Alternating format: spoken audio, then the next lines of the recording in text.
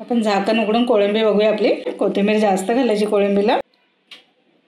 आपण कोळंबी सुकी करण्यासाठी मसाला वाटून घेतोय. खोबरं गॅसवर भाजून कापून घेतलंय. कांदा गॅसवर भाजलाय. लसूण पण आपण गॅसवर भाजलाय आणि थोडीशी कोथिंबीर घेतली. तर मिक्सरच्या भांड्यामध्ये टाकून आपण वाटण करून घेऊया. आपण मिक्सरच्या भांड्यामध्ये खोबरं घालूया आपल्याला. कांदा घालते, कोथिंबीर, लसूण, अर्धा चमचा मीठ घेतलंय. आपण मसाला वाटून घेऊया. मसाला वाटताना आपण थोडंसं पाणी घातलंय मसाल्यामध्ये. एकदम छान बारीक वाटलाय. हा चिकन किंवा मटणाला पण आपण वापरू शकतो किंवा अंड्याच्या कालवणाला. मसाला आपला वाटलेला एका बाजूला ठेवून आपण कोळंबी साफ करायला घेऊया. कोळंबी साफ करायची कशी बघूया. मोठी कोळंबी आणली आपण, तर साफ करूया. ताजी एकदम चांगली कोळंबी आपली.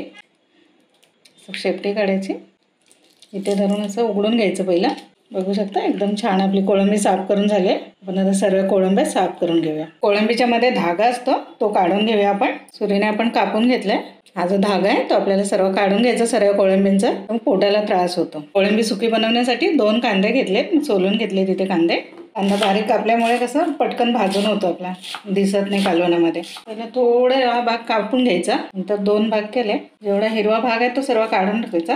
लवकर भाजला जात नाही आणि वेळ जातो आपला. टोमॅटो पण एकदम बारीक कापणार आहोत. पण कढईमध्ये 2 चमचे तेल गरम करायला ठेवलं होतं. तर कांदा घालूया आपला कापलेला. टोमॅटो घालूया.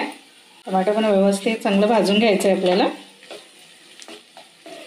बारीक गॅस ठेवला आपण म्हणजे कांदा आणि टोमॅटो करपणार नाही. कांदा टोमॅटो भाजून झालाय. अर्धा चमचा मीठ घालते. अर्धा चमचा हळद घालूया आपण. 2 चमचे कांदा खोबऱ्याचा मसाला घेतलाय.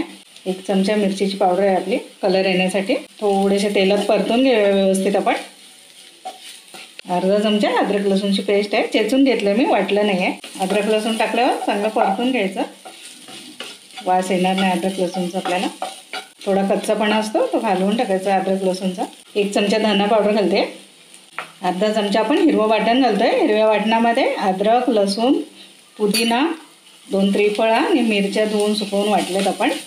हिरवं वाटण घातलं नॉनव्हेजसाठी तर खूप छान सुगंध येतो आपल्याला आणि चव पण छान येते.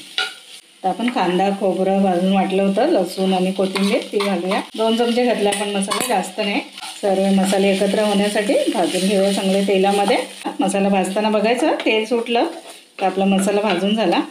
मसाला आपण बारीक गॅस केला आणि व्यवस्थित भाजून घेतोय चांगला. आपण धुवून घेतलेली कोळंबी घालूया मसाल्यामध्ये.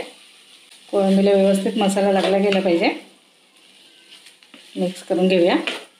आपण जेव्हा कोळंबी बनवायला घेतो तेव्हा कोळंबीला कसे मसाले वगैरे व्यवस्थित वाटून भाजूनच घालायचे. दुसऱ्या मच्छीसारखं जमत नाही. कोणतेही मसाले आपण घालून केली तर चांगली होत नाही.